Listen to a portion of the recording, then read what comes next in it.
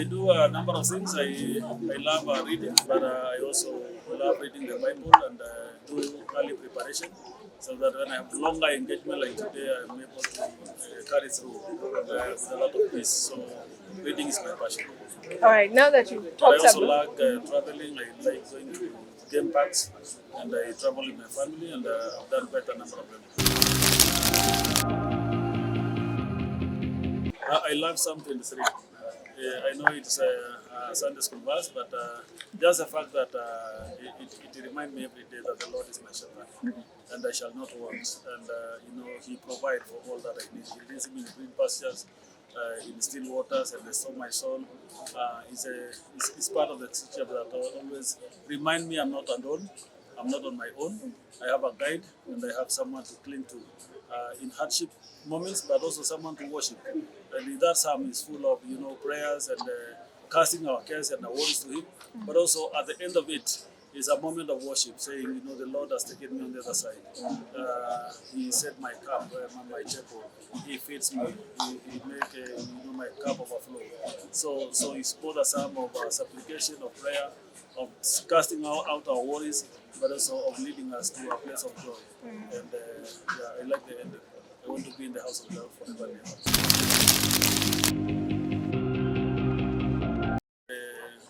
It's a Bible record form of relationship. When God created Adam, and then He saw that man was lonely, alone in the garden, and created Eve for him. The founding and beginning of family set the principle that we can't thrive alone, we cannot procreate alone, we can't thrive alone as humanity. And God having founded the family and taught us the importance of family. To me, family is everything to life, because that's where you find your lifelong companionship, your wife or husband. And family is where God blesses the family with children, and that's the only moment that you can see now participating in God's creation by procreating and bringing people and other lives into the world, and to see them grow from one stage to another is a great fun. And I've seen my children. I have 7 of them, 4 boys and 3 girls, and I've seen them grow from a tender age. And the joy of every parent is to see those children grow into their own spaces and to begin to see them grow to make their own decisions. And that is my greatest joy. And even to be able to see my first granddaughter is such a lovely moment. How I navigate the terrain of giving family, it has never been easy, and it will not be easy to any family and to anyone. But I think faithfulness is one of the things. Sticking together, loving together, praying together, encouraging one another, and having moments of family where everybody asks the questions they need to ask, and give yourself opportunity to be able to go deeper into understanding what is affecting each member of the family. Sometimes you can watch your children and you can watch the changes in their temperaments. Recently, I saw my son just withdrawing and being quiet, and I had to be keen and follow what is making him quiet. And then I realized, what he's going through in his adolescence. So we were able to get him out of that state because we are all keen to see the changes in each member of the family. So, and all of us are individuals. We have different spaces in life. We have things that challenge us, our emotions, and create emotional imbalances. But the beauty of family is when we are able to know each other, know each other's temperament, you can be able to point out who may not, even if they are not yet able to open up, who may not be, in that space where everybody else is. And I think it has been joyful to see us grow and us nurture each other by being open. I try to be not just a father to my children, but a friend to them, because it is important to be friends so that they are free to relate to you and to tell you whatever they are going through. And that is critical.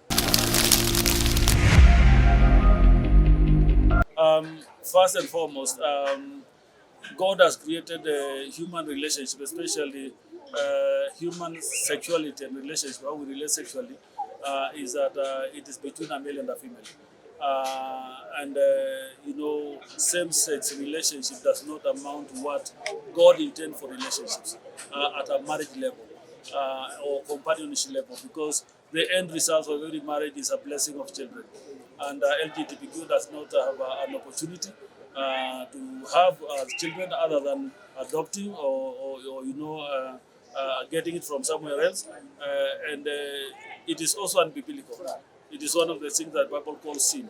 And if the Bible declassifies it as sin, and that's what has been my question even to the church in the West, which now has been forced by social civil society groups to accept and adopt it, is have we removed it from the list of what the Bible calls sin? And the answer is no. So if it is not, then why do we entertain it in the first place?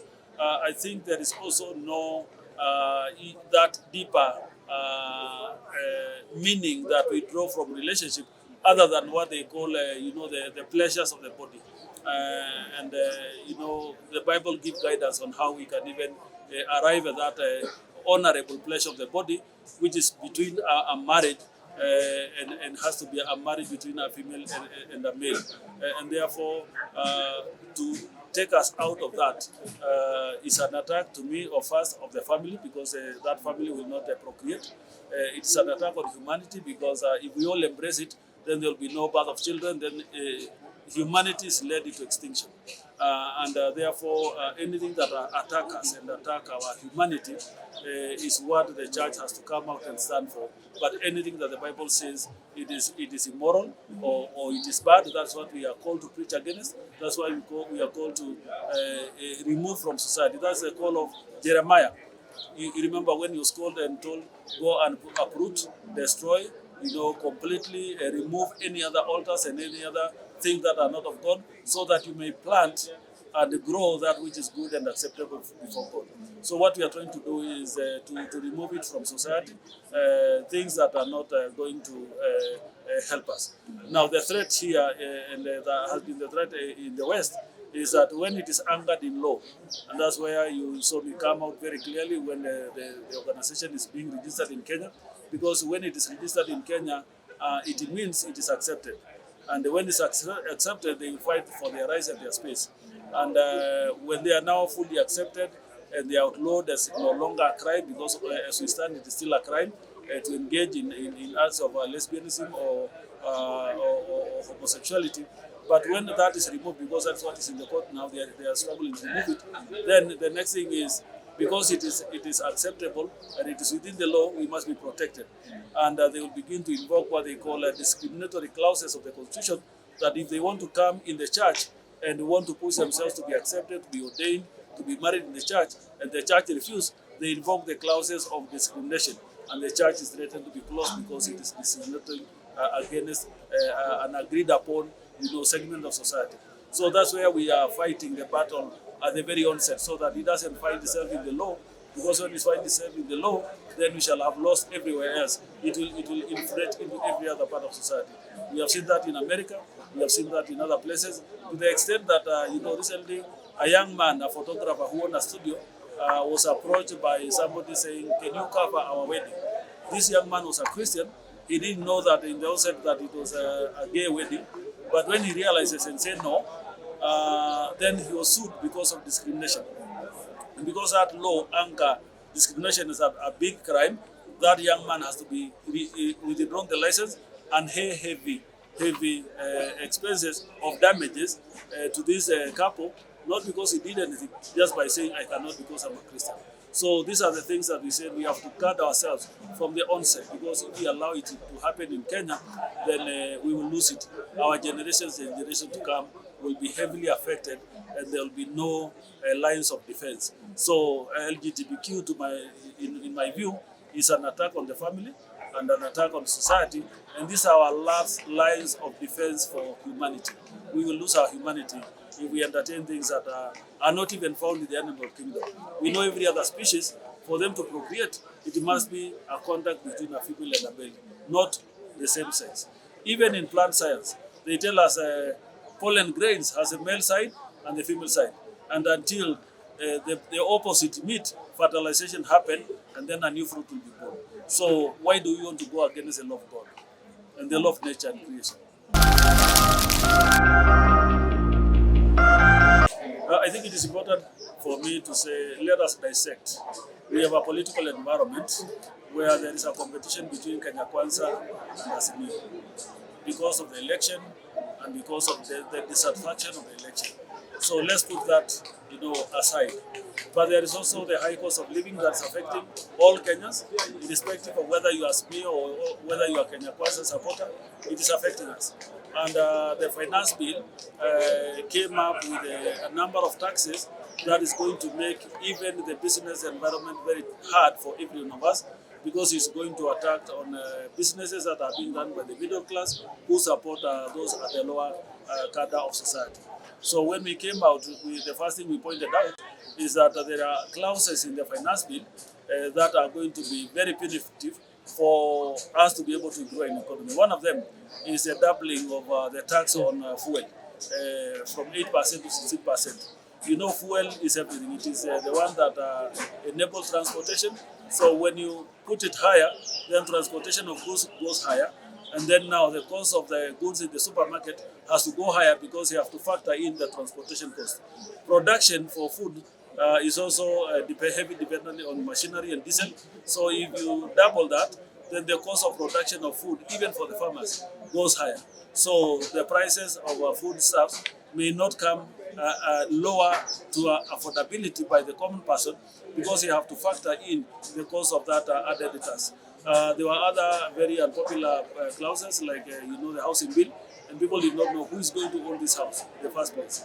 And there was a lot of confusion. Is it affordable housing? Is it slum upgrading? Or is it a project to give the youth opportunities for employment? Because the government kept on shifting. At one point it is slum upgrading so that we have better houses. The next point it is creation of employment for the youth. But even if it is creation of employment for the youth, if that project is undertaken, and at most every building normally takes up to 1.5 years or 18 months. If it is finished, where is the next job? Because that house will go. So we have been asking, can we develop things that will address the plight of the youth more deeper than just projects will give them jobs? And how many of us can access? Because it will employ masons, it will employ those who are already in the building industry. How about the many and millions who are not in the building industry? What is the address to their plight? So we have been agonizing over these things. The problem we have is that now ASIMIO has picked it as a competition tool. So it puts the church in a very awkward position, because if we come out, it will be like we are speaking for ASIMIO, and they have taken it as their political contest game. But it is a genuine concern for Kenyans, and what we are saying is, can we dissect and remove it from being championed politically and being made a political tool, so that we made a national conversation. And if you saw me talk recently in the media, I said we need to remove it from the politician and drive it as a national conversation agenda, so that we don't lose it. We don't have an opportunity of branding it as an ASIMIO agenda, but we drive it as a Kenyan agenda who are concerned about the high cost of living. And I think that's where the church is, and that's what we are driving at. Is that we have a country to keep, but we also have lives to live, isn't it?